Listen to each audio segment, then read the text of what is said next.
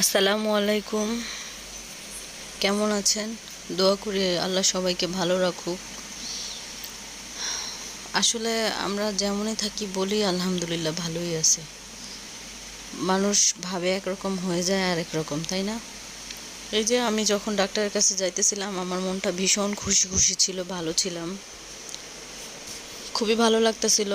বাচ্চাদের ভাবছি অন্যান্য বাসায় রাইখা তারপরে যাব, কারণ ছোট মানুষ তো একটু দুষ্টামি করে, আর অনেক গরম, ওরা অসুস্থ ছিল, এজন্য রাইখা ওদের ওদের রেখে গেলাম ডাক্তারের কাছে, আমি আর আমার হাজব্যান্ড। ইবনে সিনায় গেছিলাম। সাভারে একটা ইবনে সিনা শাখা আছে, ওখানে গেছি। আলট্রা করলাম। আলট্রা করার পর রিপোর্টে একটা খারাপ খবর বলল। হ্যাঁ, আল্লাহ চাইলে সুস্থ হয়ে যেতে পারে আমার বাচ্চাটা। সবাই দোয়া করবেন আমার বাচ্চাটা যেন সুস্থ হয়ে যায়। আল্লাহ যেন আমার বাচ্চাটাকে রহমত করে, একটু দয়া করে। ওখানে বসেছিলাম রিসেপশনে।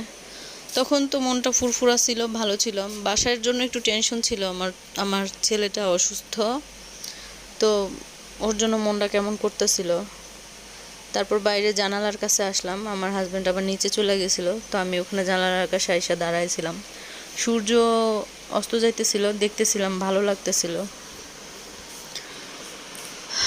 মানুষ আসলেই কেমন, আমরা ভাবি একরকম, ভাবতে ভাবতে অন্যরকম কিছু হয়ে গেলে তখন খুব কষ্ট লাগে। আর সমস্যা নাই, আমাদের সৃষ্টিকর্তা আছে না, মহান আল্লাহ তাআলা আছে না, তিনি আমাদের জন্য তিনিই যথেষ্ট। কখনো দুঃখ পাইলে কারো কাছে না বলে আল্লাহর কাছেই বলা ভালো, কারণ সে আপনাকে খোঁটা দিবে না, কষ্ট দিবে না, বরং আপনাকে আরও কিভাবে শান্ত করা যায় ওইটাই করবে। তো আমার মনে হয় যদি কখনো দুঃখ পান কোনো বিষয়ে, কারো কাছে বলবেন না। কোনো না কোনো সময় সে আপনাকে ওইটা বইলা খোঁচা মারবে, কথা বলবে। সে যে কেউ হোক, হইতে পারে, অনেকেই আছে এরকম। আপনার কষ্টের মুহূর্তটাকে নিয়ে আপনাকে আপনাকে খোঁচা মেরে কথা বলবে। তো এমন না করে মোনাজাতে বসে যাবেন, বসে যে মহান সৃষ্টিকর্তার কাছে মনের যত কাকুতি আছে, মিনতি আছে, সব শেয়ার করবেন। একটা না একটা ফল হবেই ইনশাআল্লাহ, আল্লাহ ভরসা।